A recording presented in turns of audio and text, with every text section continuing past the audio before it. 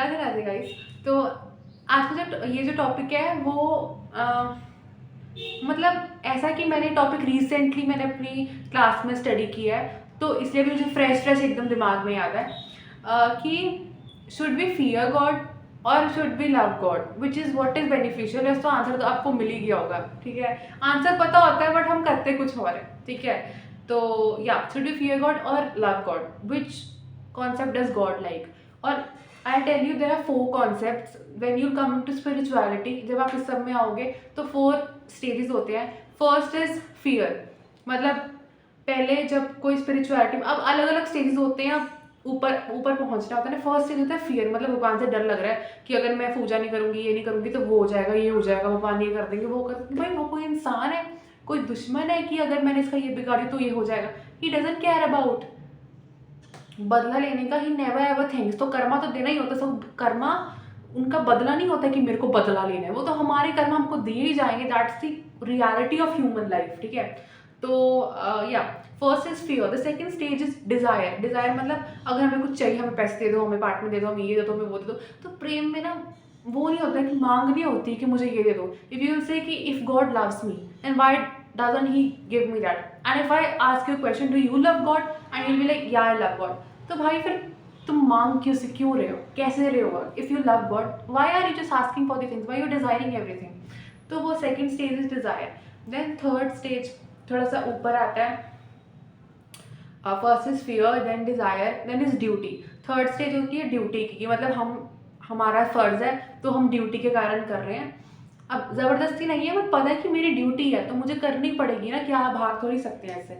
और लास्ट जो बिल्कुल चरम स्टेज, सबसे ऊपर वाला स्टेज होता है, वो होता है प्रेम का। कि हमें ये नहीं है कि कुछ बंदिश नहीं लगाई हुई है, कुछ रिस्ट्रिक्शंस नहीं है कि ये मुझे किसी ने बोला तो मुझे करना है, ये मुझे किसी ने बोला करना है कॉन्सेप्ट तो मुझे करना है। Just because you love God, just because you have Prem in your heart, just because you भक्ति, तो तब आपको वो ऑटोमेटिकली प्रेम फ्लो होता है। तो उसमें कुछ ज़बरदस्ती, क्योंकि जो भी चीज़ ज़बरदस्ती से होती है वो टिकती नहीं है। एक तो वो दिल से होती नहीं है, तो सामने वाले तक वो क्या ही पहुंचेगी बात, क्योंकि फर्स्ट ऑफ ऑल वो दिल से हो नहीं रही है, खुद को अच्छी नहीं लग रही है। अगर कोई चीज़ हम ड्यूटी से भी कर रहे हैं तो ना वो थोड़ी बहुत बोझ सी लगती है कि हाँ ये ड्यूटी है मेरी, तो बोझ तो लगता है। लेकिन when you have Prem, you come on the top most stage, तो तब वो कॉन्सेप्ट नहीं होता उसका भारी भरकम का। अब आप किससे प्यार कर रहे हो, अब ऐसा क्या लग रहा है कि हाँ ये बड़ी ड्यूटी, बड़ा काम कर लिया मैंने, प्यार कर लिया, बड़ा काम कर लिया, मैं तो आज थक ही गया। ऐसा कॉन्सेप्ट नहीं होता। You do it with all of your heart and आपको सोचने की जरूरत नहीं पड़ती मुझे क्या बोलना है, क्या करना है। It just flows automatically, itself it flows. तो फर्स्ट स्टेज वो होता है when you not ask for anything कि मुझे आए ना आए, I don't care, because he knows exactly what you want, what you need to live. क्योंकि जितना हमको पता है हमको तो 1% पता है। He knows the all 101%। तो या द टॉप मोस्ट स्टेज, तो जो हमारा मेन टॉपिक था, हाँ उन्हें क्या अच्छा लगेगा, हम उनसे डरेंगे तब अच्छा लगेगा, हम उनसे प्रेम करेंगे तब अच्छा लगेगा। तो आंसर तो आ ही गया, if we love him then only उनको अच्छा लगेगा। अब कोई पेरेंट है, ठीक है, अब बच्चा सोचो कि पेरेंट के पास सिर्फ इसलिए जाता है कि उसको डर लगता है कि मेरे पेरेंट मेरे को मारे ना, मेरे को डांटे ना, इसलिए मैं पेरेंट के पास चला जाता हूँ। अब पेरेंट को ये चीज़ अच्छी लगेगी, ये सेकंड चीज़ मैं बोलूँ, ये चीज़ अच्छी लगेगी कि मैं आपसे प्यार करता हूँ इसलिए आया हूँ, second cheese is better, the best.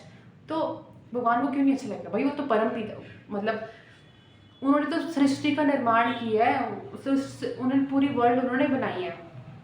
तो हाँ, उन्होंने दुश्मनी रखने के लिए थोड़ी बनाई है कि हम इतनी पूरी वर्ल्ड बनाता हूँ, इससे दुश्मनी मेरी, इससे दोस्ती, इससे दुश्मनी मेरी, इससे दोस्ती। नहीं, डरने की कोई ज़रूरत नहीं है। कोई इंसान होगा ना, कोई दुश्मन है, उससे तो डरने की भी ज़रूरत है। हाय मैंने इसको कुछ कह रही है तो मुझे कुछ that person will do something, क्योंकि इंसान की फितरत यही होती है।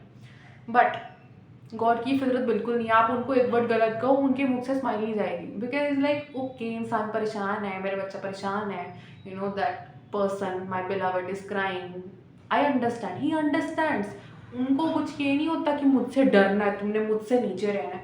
वेन यू एवरी टाइम, जब आप फर्स्ट ऑफ ऑल भक्ति की स्टेज में आओगे ना, तो आप एज भगवान को एज अ भगवान लोगे कि ये भगवान है। बट वेन आप स्पिरिचुअलिटी में आगे आगे बेहतर करते जाओगे, तब आप ना भगवान को एकदम सामान्य लोगे कि ये तो इंसान है और वही कैसे क्या चल रहा है।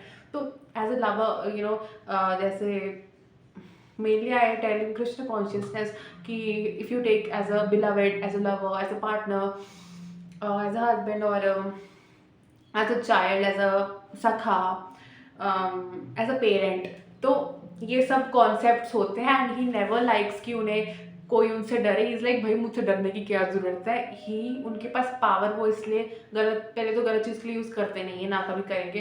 एंड क्यों करेंगे? He loves you. Why will you do, you know, make the wrong use of that power? Why? He would not do that. तो या, he will love when you love him, and you will love when he loves you. So don't fear him, just love him. Don't ask for anything कि मुझे ये चाहिए, वो चाहिए, ये चाहिए, वो चाहिए. वो मिलेगा नहीं. अब मैं ये नहीं कह रही हूँ कि he doesn't love you, that's why he doesn't give you. भाई, if you have Prem in your heart, then why are you even asking for anything? क्योंकि प्रेम में ये नहीं होता कि मुझे ये दे दो, ये दे दो, ये दे दो, then I love you.